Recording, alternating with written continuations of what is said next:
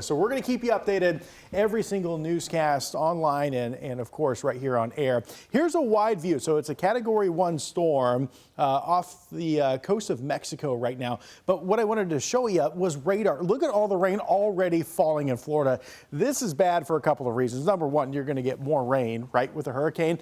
Number two, what it's doing is saturating the ground. So all the trees, the roots really hold on to the soil. When it's saturated, the soil is just easier, or I should say it makes it harder for trees to grip onto it. So it's easier for tree damage when you get all of that wind. But here it is. There's no radar imagery just because we have access to United States radar imagery. So it's actually raining and storming here, but this is the satellite that you see as it continues to strengthen. And there's all the rain we're seeing basically the entire state of Florida. Landfall will likely be somewhere between Tampa and Naples, somewhere around 75 here is where we're watching midweek. So here it is, Category 1 storm. These are several different models, and we like to show these. They're called spaghetti models.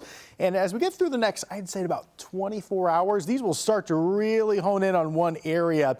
The past 24 hours has been a farther north trend, which would focus on Tampa, Sarasota, that area. But we still need to watch it for all of the changes. Category 1 storm, this is the official track from the National Hurricane Center in Miami, has it strengthening to a major Category 4 before turning towards the west coast of Florida, somewhere between Fort Myers and Tampa. So we're going to keep an eye on it. This is just one model to give you an example as it moves through the next couple of days. Here's Tuesday. Here's Wednesday, overnight Tuesday, Wednesday morning as it approaches the western coast of Florida. Counterclockwise winds will bring in that nasty storm surge somewhere between Fort Myers, Sarasota, and Tampa. We'll keep you updated. Additional rain. This is right now, between now and Tuesday. We're talking 4 to 5 inches of rain when that hurricane comes in, a foot plus of water.